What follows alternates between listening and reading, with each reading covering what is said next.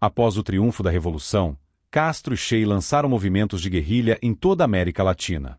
Foi organizado um plano para iniciar focos de guerrilha com a assistência de Che no Panamá, República Dominicana, Haiti, Nicarágua, Guatemala e Colômbia. A invasão do Panamá no final de abril de 1959 foi um fracasso, com as autoridades panamenhas capturando 2 invasores cubanos. Em 1º de junho, um grupo de nicaragüenses, incluindo Rodolfo Romero, antigo companheiro de Che, sob a direção de Joaquim Chamorro, deixou Havana em direção a Nicarágua. Chamorro, após sua captura, recebeu assistência militar de Castro e Che. A invasão de Santo Domingo, em meados de junho de 1959, terminou em fracasso, com mais de 200 mortos, incluindo os líderes cubanos da expedição, Jiménez Moya e Horácio Rodrigues. Em agosto de 1959, iniciou-se no Haiti um conflito que terminou com a derrota dos invasores.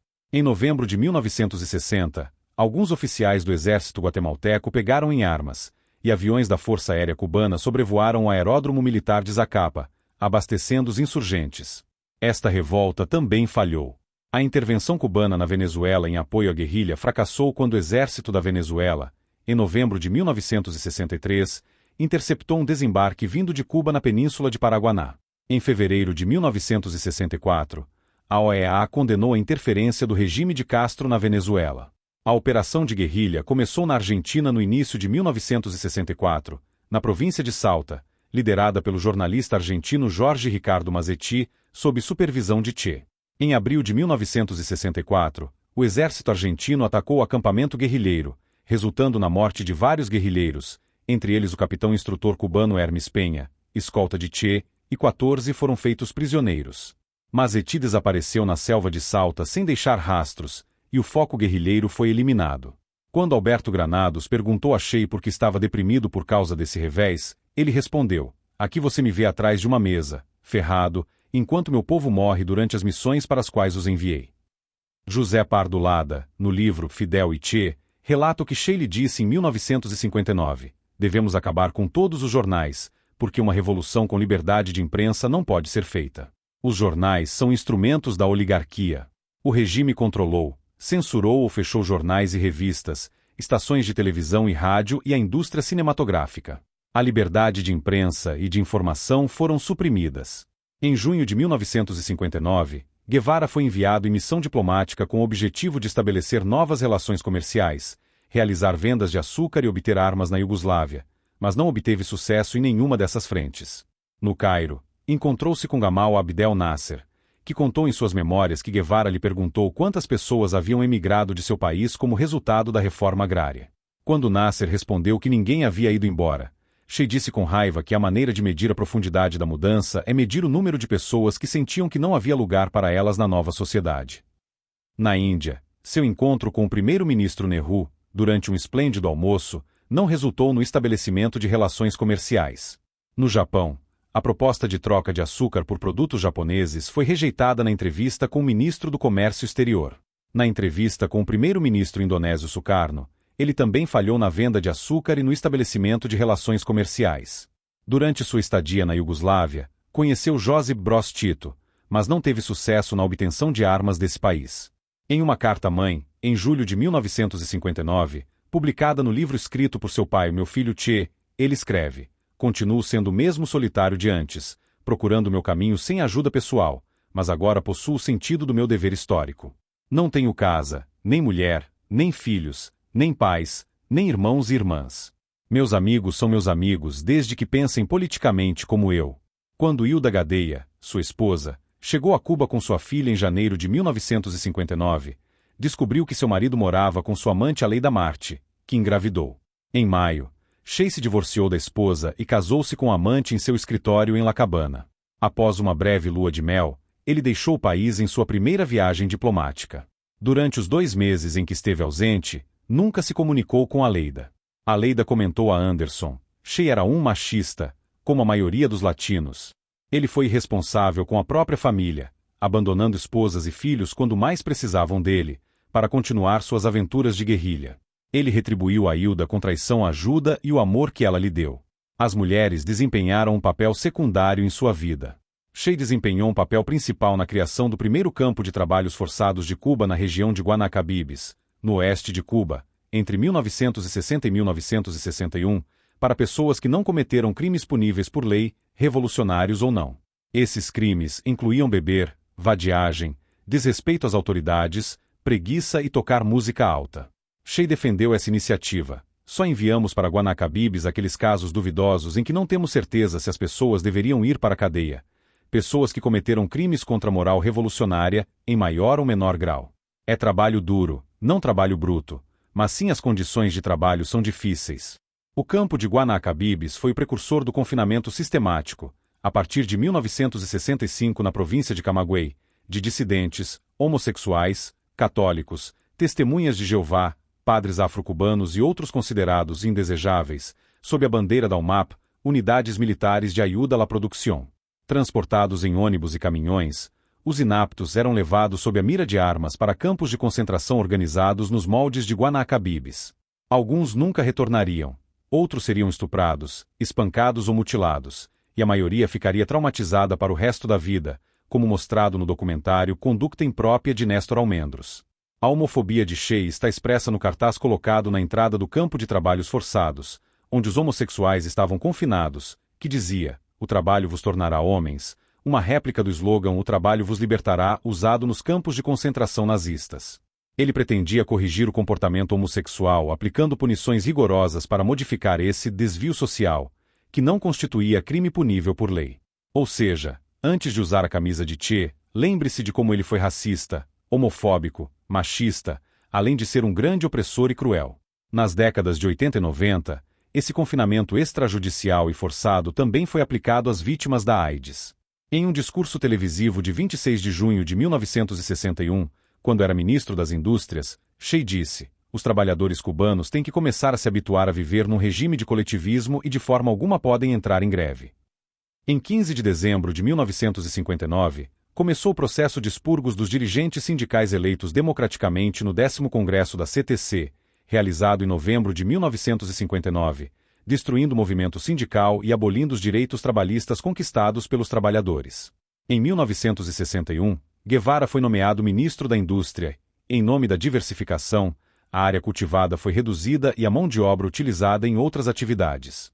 A industrialização cubana fracassou devido à falta de matérias-primas para as novas indústrias. Já em 1963, as esperanças de industrialização foram abandonadas, e durante o período de 1961 a 1991, a ilha sobreviveu graças ao subsídio soviético de 120 milhões de dólares. Como chefe da delegação diplomática cubana na Conferência de Punta del Este, em seu discurso na 5ª reunião plenária da CIS, em 8 de agosto de 1961, Che previu o seguinte: "O ritmo de crescimento apresentado como a coisa mais bela para toda a América Latina é um crescimento líquido de 2,5%. Falamos de um crescimento de 10% sem qualquer receio. Um crescimento de 10% é a taxa que Cuba prevê para os próximos anos. O que Cuba pretende ter até o ano 1980? Um rendimento líquido per capita de cerca de 3 mil dólares, mais do que os Estados Unidos têm atualmente. No entanto, o per capita de Cuba em 2004 era de apenas 1.873 dólares. Durante o período de 1960 a 1979, Cuba foi o único país latino-americano a apresentar resultados negativos do PIB. Na década de 1991 a 2000, a média anual do seu PIB foi de 1,9%, colocando Cuba em último lugar entre os países latino-americanos, apenas acima do Haiti. Esse resultado é em grande parte atribuível aos efeitos adversos da política econômica de Che sobre a economia cubana. Em 1959, Cuba ocupava o 2º lugar em riqueza econômica na América Latina. Durante a crise dos mísseis cubanos em 12 de outubro de 1962, Che apoiou Fidel no confronto nuclear com os Estados Unidos. Che ficou desapontado quando Khrushchev decidiu, sob a ameaça de uma guerra nuclear, retirar os mísseis. Ele disse a Sam Russell, repórter britânico do jornal socialista Daily Worker, que se os mísseis tivessem permanecido, tê-los-íamos usado contra o próprio coração dos Estados Unidos, incluindo Nova York. Nunca devemos estabelecer uma coexistência pacífica. Nesta luta até a morte entre dois sistemas, devemos obter a vitória final. Devemos trilhar o caminho da libertação, mesmo que isso custe milhões de vítimas atômicas. No seu profundo ódio contra os Estados Unidos, Che não hesitou em apoiar o confronto nuclear, sem se importar que tal ação selasse a aniquilação do povo cubano e de grande parte da humanidade.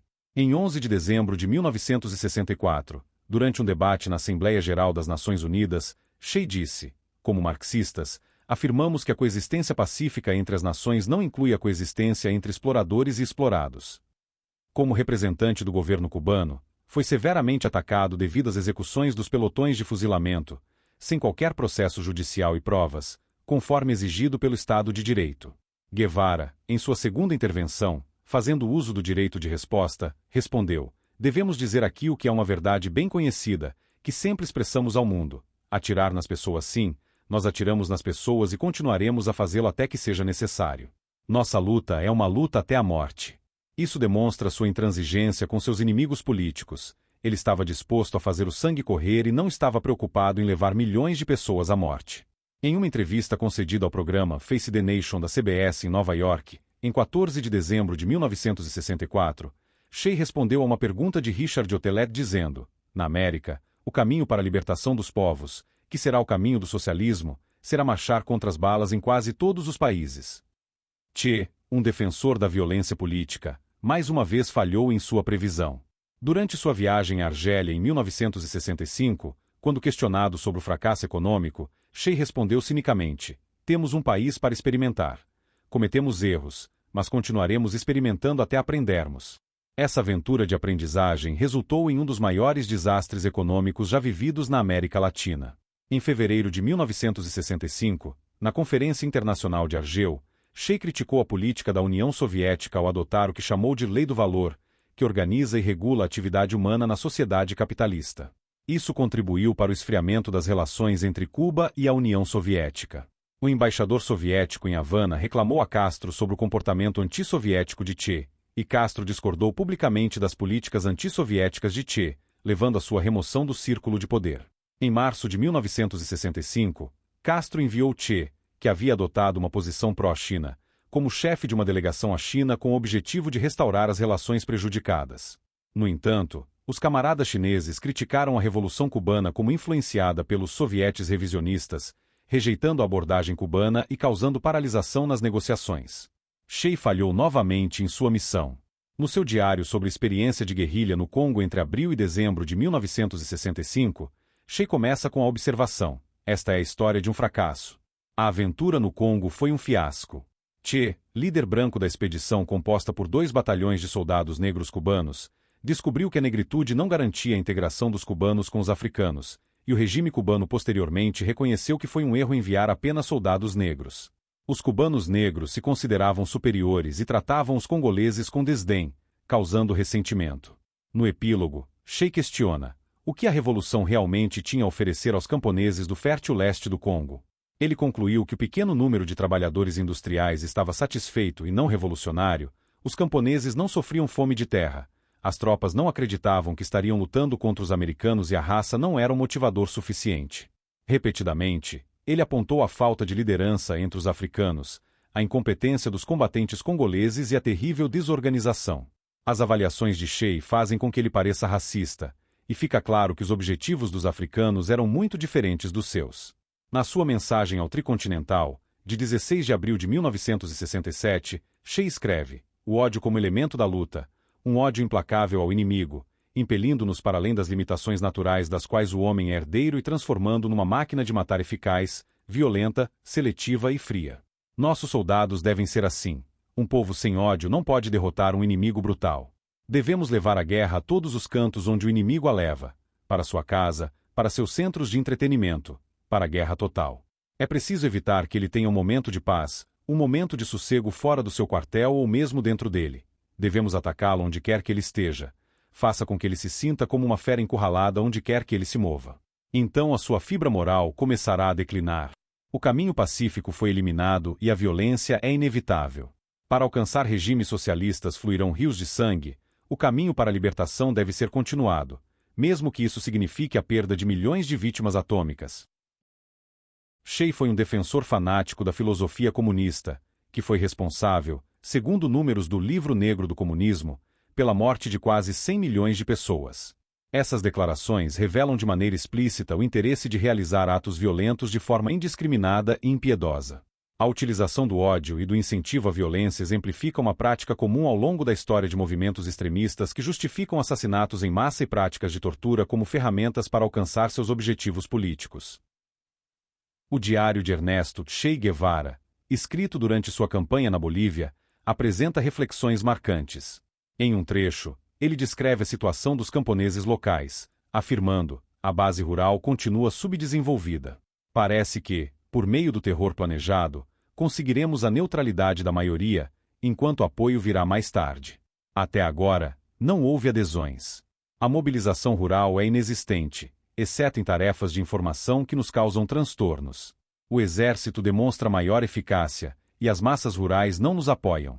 Pelo contrário, tornam-se informantes. Essa percepção culminou, em setembro de 1967, com a anotação da palavra derrota em referência à emboscada de La Higuera, um dos momentos mais desastrosos de sua campanha. Em outra passagem, datada de 19 de junho de 1967, Che falou aos camponeses bolivianos de forma desumanizadora: é preciso caçá-los para conseguir falar com eles, pois se comportam como pequenos animais. Essa visão reflete o desprezo pela população local, cuja cooperação ele esperava conquistar, mas que, na prática, resistia ou rejeitava. Quando capturado em combate, Guevara, ferido na perna e sem munição em sua arma, teria declarado aos soldados bolivianos: não atirem, eu sou Che, valho mais vivo do que morto para vocês. Apesar disso, ele foi executado. Segundo Félix I Rodrigues, agente cubano exilado que colaborou com o exército boliviano, Guevara teria ficado visivelmente abatido ao saber de sua sentença de morte, mas renunciou-se ao afirmar: é melhor assim, eu nunca deveria ter sido capturado.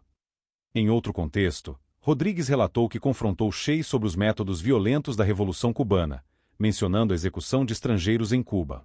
Em resposta irônica, Rodrigues destacou a condição de Guevara como estrangeiro em território boliviano.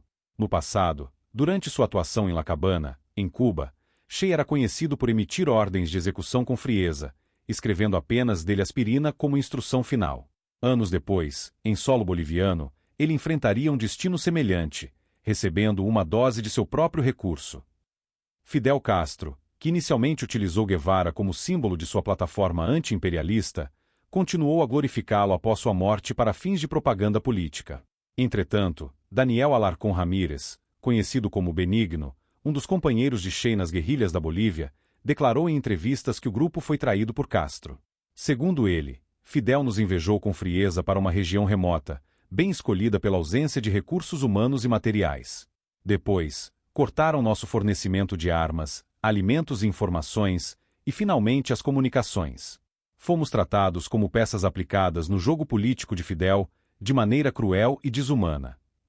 Em 2007, Evo Morales organizou uma celebração oficial para marcar os 40 anos da morte de Che Guevara, um evento que gerou polêmica entre a população boliviana. Mais de metade dos bolivianos manifestaram repúdio à homenagem, considerando-a inadequada por glorificar uma invasão estrangeira que resultou na morte de 55 soldados bolivianos e de civis.